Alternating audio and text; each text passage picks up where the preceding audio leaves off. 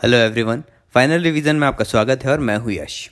आज के लेक्चर में हम गवर्नेंस के जो डिस्कशन है उनको आगे बढ़ाएंगे और बात करेंगे सिटीजन चार्टर या नागरिक घोषणा पत्र से संबंधित सभी डिटेल्स के बारे में। और आप यदि पहली बार इस चैनल में आ रहे हैं तो चैनल सब्सक्राइब ज़रूर करें। चलिए अब लेक्चर स्टार्ट करते हैं। शुरुआत करते हैं सिटीजन चार्टर या नागरिक अधिकार पत्र से। सिटीजन चार्टर का निर्माण सर्वप्रथम ब्रिटेन में हुआ था, जिसमें सरकारी सेवाओं से संबंधित नागरिकों के अधिकारों का वर्णन किया गया था। अब यह सिटीजन चार्टर एक ऐसा वैधानिक अधिकार पत्र है जिसमें सरकारी सेवाओं के नियमों से संबंधित नागरिकों के अधिकारों का उल्लेख होता है। तो अब इस सिटीजन चार्टर को समझने के लिए मान लेते हैं कि वर्तमान में जो प्राइवेटाइजेशन का युग चल रहा है, तो उसमें सरकारी सेवाओं को या सरकार को एक सर्विस प्रोवाइडर के रूप में मान लिया जाता है और नागरिकों को सरकार के कस्टमर के रूप में ही मानते हैं। तो सिटीजन चार्टर कहता है कि नागरिक एक उपभोक्ता है जिसे गुणवत्तापूर्ण या क्वालिटी वाली और अन्य सुविधाएं भी प्राप्त करने का अधिकार होता है। अब बात करें एक अच्छे सिटीजन चार्टर में क्या क्या होना चाहिए, तो यह है ग्राहकों की आवश्यकता को केंद्र के समक्ष सरल भाषा में रखना चाहिए। दूसरा, इसमें गुणवत्ता या क्वालिटी का भी उल्लेख होना चाहिए। इसमें नागरिकों को प्रभावी उपचार प्रशिक्षण की व्यवस्था होनी चाहिए और विभिन्न क्षेत्रों में कार्यों का विभाजन उचित रूप से किया जाना चाहिए। इसमें कार्य जितने हो रहे हैं उसके लिए प्रभावी प्रशिक्षण या ऑडिट भी हो और कार्यों के लिए फीडबैक की भी व्यवस्था होनी चाहिए ताकि जनता अपना फीडबैक भी दे पाए और समय समय पर पुनरावलोकन भी किया जाना चाहिए। मतलब यह सिटीजन चार्टर एक पूरी सरकार और नागरिकों को एक ऑर्गेनाइजेशन के रूप में मान रहा है, जिसमें सरकार सर्विस प्रोवाइडर है और नागरिक हैं कस्टमर्स। अब सरल शब्दों में समझें तो नागरिक घोषणा पत्र नागरिकों के अधिकार संबंधी ऐसा दस्तावेज है जिसका उद्देश्य मूल रूप से किसी भी संगठन को पारदर्शी, जवाबदेह और नागरिक उन्मुख बनाना है। और वास्तव में एक स्वस्थ लोकतंत्र की सफलता इस बात पर निर्भर करती है कि सेवा प्रदाता और सेवा प्राप्त करने वाले अधिकाधिक संतुष्ट हों और इस घोषणा पत्र द्वारा संचालित कार्यक्रमों के माध्यम से अच्छी सेवा उपलब्ध कराने का प्रयास किया जाता है एवं आमजनों से सुधार संबंधी सुझाव आमंत्रित किए जाते हैं। यह सिटीजन चार्टर मूलतः 6 सिद्धांतों पर कार्य करता है। पहला, गुणवत्ता, जिसमें सेवाओं की गुणवत्ता में सुधार की बात की जाती है। दूसरा, चयन, जहां तक संभव हो चयन का अवसर दिया जाता है। तीसरा, मानक, यदि सेवा मानक पूरे नहीं होते तो नागरिक की अपेक्षा और कार्यवाही क्या होनी चाहिए इसे स्पष्ट किया जाता है। चौथा है मूल्य, मतलब प्राइस सुटेबल होना चाहिए। पांचवा है जवाबदेही, जिसमें व्यक्ति और संस्थाओं के लिए जवाबदेहिता होती है। और लास्ट होता है पारदर्शिता, जिसमें नियम, क्रियाविधि, स्कीम या शिकायत के संदर्भ में पारदर्शिता सुनिश्चित की जाती है। अतः यह नागरिक घोषणा पत्र गुणवत्ता, चयन, मानक, मूल्य, जवाबदेही और पारदर्शिता पर आधारित होता है। अब देख लेते हैं कि नागरिक घोषणा पत्र की विशेषताएं या इसके फीचर्स कैसे होते हैं। तो इसके पहले भाग में इसकी पृष्ठभूमि और उपयोगिता दी गई है, जिसमें वही सब चीज़ें जो हम जान चुके हैं, जवाबदेहिता, पारदर्शिता, भ्रष्टाचार पर अंकुश लगाना, कार्य निष्पादन में सुधार आदि सुझाव दिए गए हैं। इसके बाद इसके तीसरे भाग में संगठन के कार्यक्षेत्र और लक्षित वर्गों का उल्लेख है। चौथे भाग में संगठन की जो सर्विसेज प्राप्त करने वाले नागरिक या आमजनों के अधिकार और उनके अधिकारों और सुविधाओं की प्रकृति का वर्णन है। इसके बाद पांचवें भाग में प्रशासन में कौन कौन सी शाखाएं हैं, उनके कार्य क्या होंगे और उनकी समयावधि क्या होगी उसको डिसाइड कर दिया गया है। और अंतिम भाग में आम जन की शिकायत का स्थान होता है। और अब तो भारत में सूचना का अधिकार अधिनियम 2005 आने के बाद प्रशासनिक संगठनों ने अपने नागरिक घोषणा पत्र में इस अधिकार का भी विवरण देना प्रारंभ कर दिया है। अब आगे भारत के संदर्भ में नागरिक घोषणा पत्र या सिटीजन चार्टर की बात करें तो उपभोक्ता अधिकार की दिशा में जागरूकता लाने में जागो ग्राहक जागो जैसे कार्यक्रम की महत्वपूर्ण भूमिका रही है। फिर 1996 में भारत सरकार में एक प्रभावी और अनुक्रियाशील प्रशासनिक तंत्र के विकास पर सहमति बनने लगी और 24 मई 1997 को प्रधानमंत्री की अध्यक्षता में होने वाली बैठक में केंद्र और राज्य स्तरों पर प्रभावी और अनुक्रियाशील शासन के लिए एक्शन प्लान को अपनाया गया। विभिन्न राज्य और संघ शासित प्रदेशों में मुख्यमंत्रियों के सम्मेलन में 1997 में यह निर्णय लिया गया कि केंद्र व राज्य सरकारें नागरिक घोषणा पत्र का निर्माण करेंगी और इन घोषणा पत्रों की शुरुआत विस्तृत पब्लिक इंटरफेस वाले क्षेत्रों जैसे रेलवे, दूरसंचार, डाक तार और लोक वितरण प्रणाली से की जाएगी। इन घोषणा पत्रों के लिए सेवाओं के मानकों और समय सीमा को निर्धारित किया जाएगा। आगे इसके बाद 31 मई 2002 को प्रशासनिक सुधार और लोक शिकायत विभाग द्वारा नागरिक घोषणा पत्र पर एक व्यापक वेबसाइट www.goicharter.nic.in लॉन्च की गई थी और 3 राष्ट्रीय बैंक PNB, पंजाब और सिंध बैंक और ओरिएंटल बैंक ऑफ कॉमर्स, इन तीनों को वर्ष 2000 के प्रारंभ में ही नागरिक घोषणा पत्र के मानकों के क्रियान्वयन के लिए चयनित किया गया था। चलिए अब आगे बात करते हैं सिटीजन चार्टर में ही उपस्थित समस्याओं के बारे में।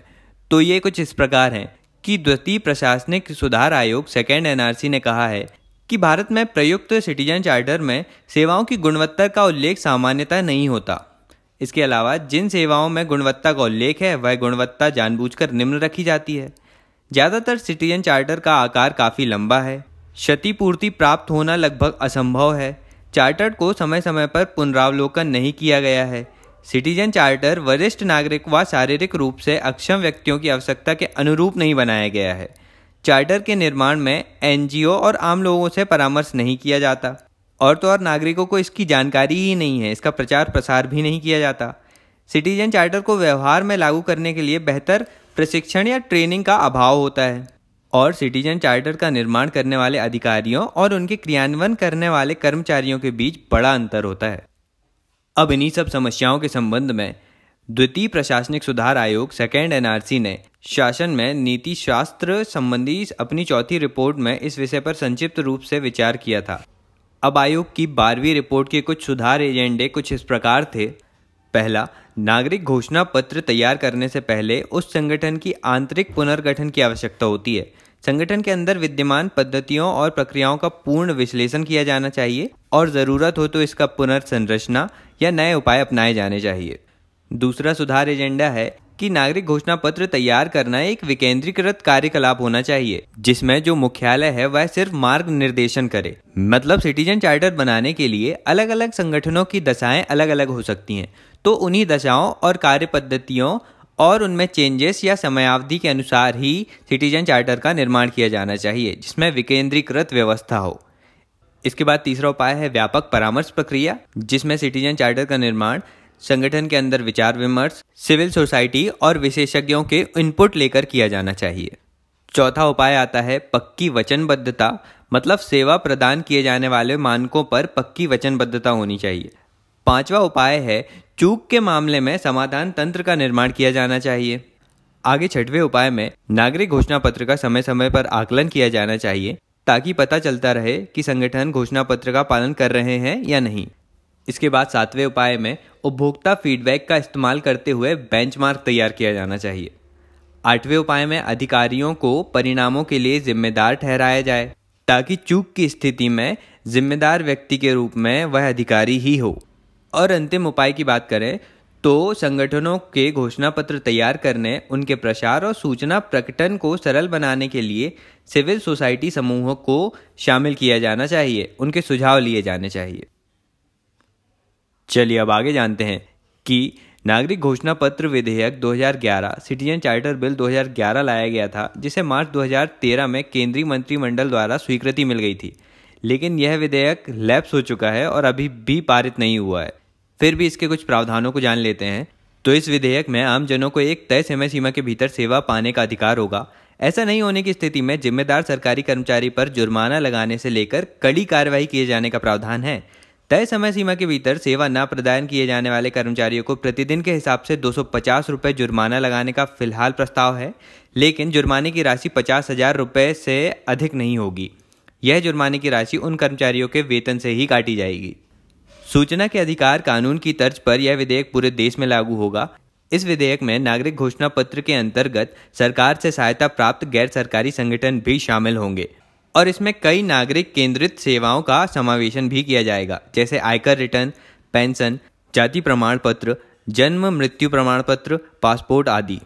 और इस नागरिक घोषणा पत्र विधेयक के मुताबिक सभी सरकारी विभागों को एक नागरिक घोषणा पत्र तैयार कर उसे प्रकाशित करना होगा, जिसमें विभाग के द्वारा दी जाने वाली सभी सेवाओं का उल्लेख होगा और उन सेवाओं की निश्चित समय सीमा का निर्धारण भी किया जाएगा। प्रत्येक काम के लिए एक जिम्मेदार अधिकारी का नाम और पद भी प्रकाशित किए जाएंगे।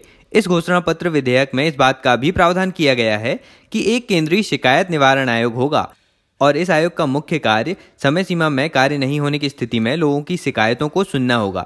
इस आयोग में शिकायतों को निपटारे के लिए विशेष अधिकारी नियुक्त होंगे। ये अधिकारी शिकायत दर्ज करने में जनता की मदद करेंगे और इस आयोग के तहत की गई कार्यवाही को भारतीय दंड संहिता के तहत न्यायिक कार्यवाही भी माना जाएगा। तो ये सारे प्रावधान थे सिटीजन चार्टर बिल 2011 के। अब आगे लास्ट टॉपिक में बात कर लेते हैं सेवोत्तम मॉडल के बारे में। तो देश में लोक सेवाओं की गुणवत्ता में सुधार के उद्देश्य से सेवोत्तम मॉडल का विकास किया गया। सेवोत्तम 2 शब्दों से बना है, सेवा तथा उत्तम से मिलकर, जिनका अर्थ है सेवाओं में उत्कृष्टता या एक्सीलेंस इन सर्विसेज। सेवोत्तम का फ्रेमवर्क प्रशासनिक सुधार विभाग द्वारा 2005 में किया गया था। सेवोत्तम के निर्माण के बाद ब्यूरो ऑफ इंडियन स्टैंडर्ड इसके लिए मानकों का निर्धारण करता है। इसलिए एक भारतीय मानक 15,700/2005 निर्मित किया गया है। यह उन संगठनों को दिया जाता है जो सेवोत्तम में दिए गए मानकों को पूरा करते हैं। अब यह सेवोत्तम मॉडल 3 घटकों पर कार्य करता है। पहला घटक प्रभावी घोषणा पत्र को लागू करने की बात करता है और नागरिक घोषणा पत्र में सार्वजनिक रूप से नागरिकों के सेवाओं से संबंधित उनके अधिकारों को प्रकाशित किया जाता है, जिससे नागरिक जागरूक बनते हैं और अपनी सेवाओं की मांग के लिए सशक्त बनते हैं।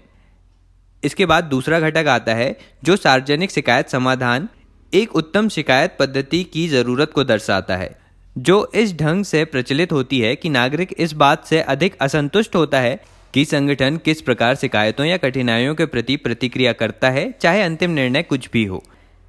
इसके बाद तीसरा घटक आता है जो है सेवा प्रदान करने में उत्कृष्टता। यह इस बात पर बल देता है कि कोई संगठन सेवा प्रदान करने में तभी उत्कृष्ट निष्पादन प्राप्त कर सकता है यदि वह उत्तम सेवा प्रदान करने के प्रमुख घटकों का प्रभावी ढंग से प्रबंधन करे और सेवा प्रदाय में सतत रूप से सुधार करने की अपनी क्षमता का निर्माण करे। और इन्हीं तीनों घटकों के आकलन के अनुसार bureau of Indian standard IS 15,700/2005 के मानक के अनुसार संगठनों को मानक रूप प्रदान करता है। चलिए, तो इसी पॉइंट पर हमारा सिटीजन चार्टर के बारे में डिस्कशन कंप्लीट होता है। तो आज के लेक्चर को बस इतना ही रखते हैं। अगले लेक्चर में मिलेंगे तो RTI या राइट टू इन्फॉर्मेशन एक्ट के बारे में बात करेंगे। लेक्चर पसंद आया तो लाइक कर दीजिए। चैनल पर आप पहली बार आ रहे हैं तो सब्सक्राइब ज़रूर करें और लेक्चर को शेयर भी कीजिए। चलिए, मिलते हैं अगले वीडियो में एक नए टॉपिक के साथ। Thank you so much for listening.